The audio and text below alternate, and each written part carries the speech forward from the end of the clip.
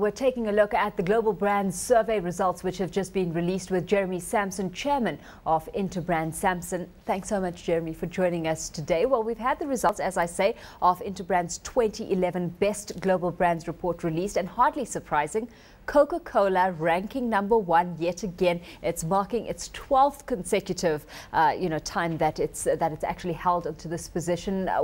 What does it continue to get right time and time again? Or is it simply a matter of this brand being so entrenched in society right now? I think it's amazing that this year, in fact, Coke was 125 years old, I think, in May.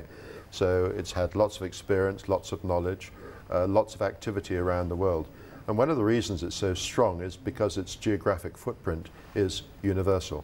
And that means, as we know, in recessionary times, parts of the world at the moment are suffering, but other parts aren't. And because Coke is spread right out around the world, and because it keeps changing its different brands, it has, I think, 400 or 500 different brands, not just the one that we know. Let's take a look at that, because longevity of a brand is no easy feat. And you've got a brand like Coca-Cola, as you say, 125 years old, that's managing to stay relevant to the consumer. And this is where it's bringing out new things. As suddenly we become more conscious of obesity and things like that, they come out with a Coca-Cola Zero. So they're trying new things all the time. Sometimes that'll gain traction in some parts of the world, sometimes not. But they keep on doing new things. And that's why you've got to stay relevant and you've got to stay fresh. And we have lots of youngsters coming into the world as consumers, not just in South Africa, around the world. So you have to attract them into your brands. Otherwise, they'll think it's the brand for the fuddy-duddies, the oldies. And actually illustrating the power of that young consumer and how innovation ranks top, illustrating that is Apple coming in at #8. Its brand value has increased 58% over the past year. Run us through that, because it now ranks for the first time amongst the top 10 brands that are listed in this top 100. Yes, and only yesterday launching yet another new iPhone. Yes. Exactly. So all the time again, new things. And when you think of Apple, especially in the last 10 years, apparently if you'd invested in Apple 10 years ago, you'd have been a multi-millionaire. It's the best investment anywhere in the world. But it keeps on innovating. It stays relevant all the time. And this is where, whether it's Steve Jobs, whether it's his whole team, Tim Cook, they seem to understand what we need and what we want. And they keep on bringing out these new things. It's within a very competitive sector, though. I mean, we've had technology brands for this year dominating this brand survey. Absolutely right. And this is where one shouldn't forget Samsung. Samsung is incredibly strong, one of the fastest risers. You think you couldn't buy a Samsung product 12 years ago. They made things for other people, and then they rebadged themselves. And you're absolutely right. Apple can't relax at all. It's one of the most competitive areas. And that's where perhaps one of the biggest droppers of the whole year has been Nokia. And if we were having this conversation 5 years ago, and perhaps we did talk about this, Nokia was right up there. And now it's slipping down. And that's not to say it won't come back again, but it's incredibly competitive. How does Interbrand actually go about this? What do you analyze, in terms of factors that contribute to a brand's value? Interbrand looks through its 40 offices around the world at publicly available material.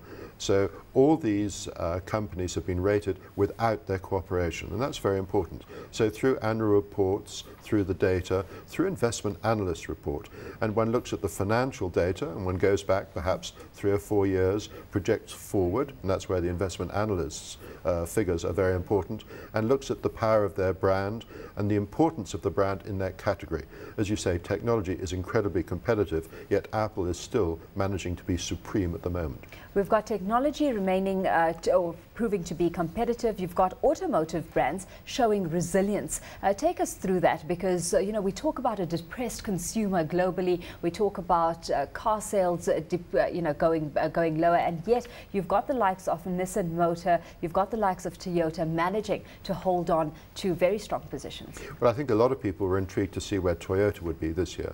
And they had after all the safety concerns. Exactly, exactly. They had a very difficult time, and to begin with, they didn't manage it too well, but then they've improved.